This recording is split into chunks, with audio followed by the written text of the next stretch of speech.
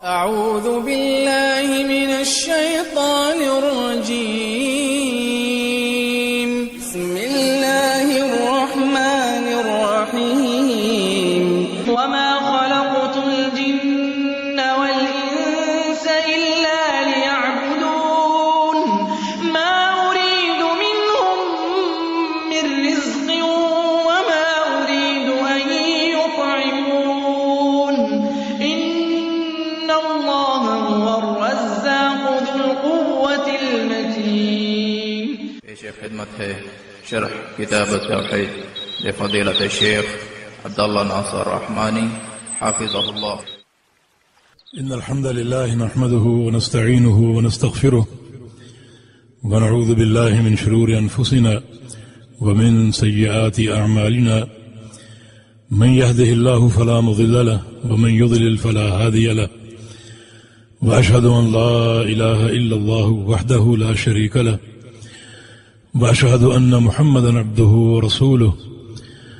أما بعد فإن خير الحديث كتاب الله بخير الهدي هدي محمد صلى الله تعالى عليه وسلم وشر الأمور محدثاتها وكل محدثة بدعة وكل بدعة ضلالة وكل ضلالة في النار.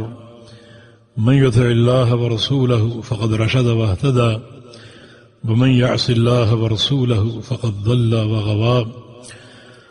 اللهم صل على محمد وعلى آل محمد كما صليت على إبراهيم وعلى آل إبراهيم إنك حميد مجيد. اللهم بارك على محمد وعلى آل محمد كما باركت على إبراهيم وعلى آل إبراهيم إنك حميد مجيد. سبحانك لا علم لنا إلا ما علمتنا إنك أنت العليم الحكيم. رب اشرح لي صدري ويسر لي أمري واحلل عقدة من لساني يفقهوا قولي. قال المؤلف رحمه الله تعالى في باب ما جاء أن الغلو في قبور الصالحين يصيرها أوثانا تعبد من دون الله. روى مالك في الموطأ أن رسول الله صلى الله عليه وسلم قال اللهم لا تجعل قبري وثنا يعبد اشتد غضب الله على قوم اتخذوا قبور أنبيائهم مساجد. یہ باب قائم کیا ہے کہ جو لوگ صالحین کی قبروں کے تعلق سے غلو کا شکار ہے، صالحین کی قبروں کے تعلق سے غلو کا شکار ہے، ان قبروں کو پوجتے ہیں یا سجدہ کرتے ہیں یا وہاں کھڑے ہو کر اللہ کی عبادت کرتے ہیں، فرمایا کہ اپنے اس عمل سے وہ در حقیقت اس قبر کو اوثان بنا دیتے ہیں. اوثان اپنے اس فعل سے، یعنی قبر اوثان نہیں ہے مگر وہ قبر کو اوثان بنا دیتے. اوثان وثن کی جمع، وثن کا معنی بت، وثن کا معنی بت، یعنی اس قبر کو پوج کر وہ اس قبر کو بت بنا دیتے. یعنی قبر ہے، اس میں جو شخص موجود ہے وہ اللہ کا ولی ہو سکتا ہے، کوئی صالح ہو سکتا ہے، وہ قبر ہے اس کی، مگر یہ شخص اپنے عمل سے اسے وثن بنا دیتا ہے، وثن بت بنا دیتا ہے. اس کا عمل حقیقت میں بت نہیں ہوتی وہ، مگر اس کا عمل اسے بت کے درجے پر لے آتا ہے اور بت کی منزلہ پر قائم کر دیتا ہے. یعنی اس شخص کا کردار کتنا گھناؤنا ہے. اور اس کی دلیل کیا ہے؟ موطا امام مالک کی روایت، رسول اللہ صلی اللہ علیہ وسلم نے فرمایا اللہم لا تجعل قبری وثنا یعبد، یا اللہ میری قبر کو وثن نہ بنانا. وثن کس طرح؟ یعبد کہ اس کی پوجا کی جائے. مانا جو اس کی پوجا کرے گا میری قبر کی، وہ قبر کو وثن بنا رہا. وہ ہے تو قبر جس میں مقبور اللہ کے پیارے پیغمبر ہے، مگر یہ بد نصیب انسان، بدبخت انسان، انتہائی فاسق اور فاجر اور مشرک ردی انسان اپنے اس عمل سے اللہ کے پیارے پیغمبر کی قبر کو، جو کہ اشرف القبور ہے، وثن کے درجے پر فائز کر رہا ہے. کیونکہ مشرکین کا شرک جو ہے اس کا تعلق اوثان کے ساتھ ہے.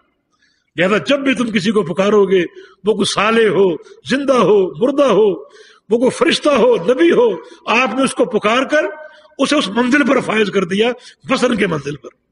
تو یہ انسان انتہائی بدبخت ہے، انتہائی ظالم ہے، جو اپنے اس عمل سے انبیاء کی قبور کو اوثان بنا دینے پر تلا ہوا ہے.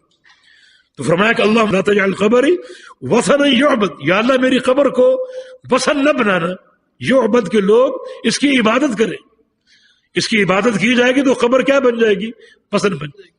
اور یہ دعا اللہ کے پیغمبر کی صلی اللہ علیہ وسلم اپنی وفات سے کچھ عرصہ قبل کی ہے، یعنی کچھ وقت قبل کی ہے، پچھلی وہ بدعا اور یہ دعا سیاق الموت میں آپ نے فرمائی، یہ آخری وقت کی باتیں ہو رہی ہیں، موت سے قبل کی باتیں ہو رہی ہیں، اور یہ دعا کی جا رہی کہ یا اللہ میری قبر کو پوجا کا نہ بنانا، کیونکہ پوجا کا بننے سے وثن بن جائے گی اور وہ قبر وثن کے درجے پر آ جائے گی، حالانکہ وثن نہیں ہے، وہ قبر شریف ہے اللہ کے پیارے پیغمبر کی، جس کے مدفون اللہ کے پیارے پیغمبر ہے، اور یہ قبر اشرف القبور ہے، اشرف القبور کے بارے میں یہ دعا ہو رہی ہے، جو سب سے اشرف قبر ہے۔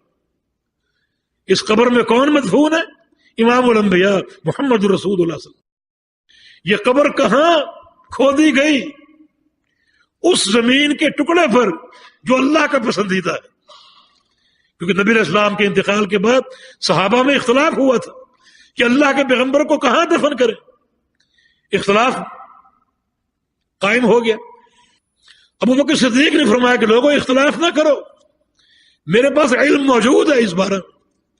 رسول اللہ صلی اللہ علیہ وسلم نے فرمایا تھا کہ اللہ تعالیٰ اپنے پیغمبر کے دفن کے لیے جو زمین منتخب کرتا ہے اسی زمین پر اپنے پیغمبر کی روح قبض کرتا ہے، تو پیغمبر کو باتیں ہلانا نہیں ہے، جہاں آپ فوت ہوئے وہیں رکھنا ہے اور وہیں نیچے قبر کھودنی ہے اور وہیں آپ کو دفن کرنا۔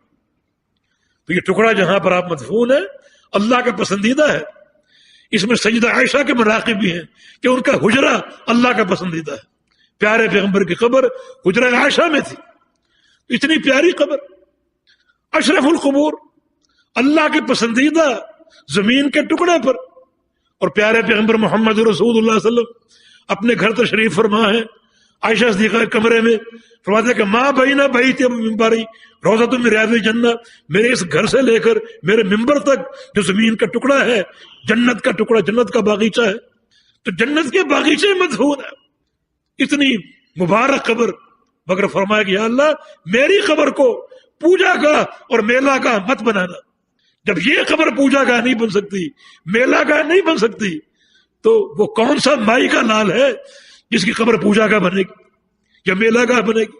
عرسوں کا انعقاد اور جا کر پوجا کرنا، پھر کس کی قبر اس قابل ہو سکتی؟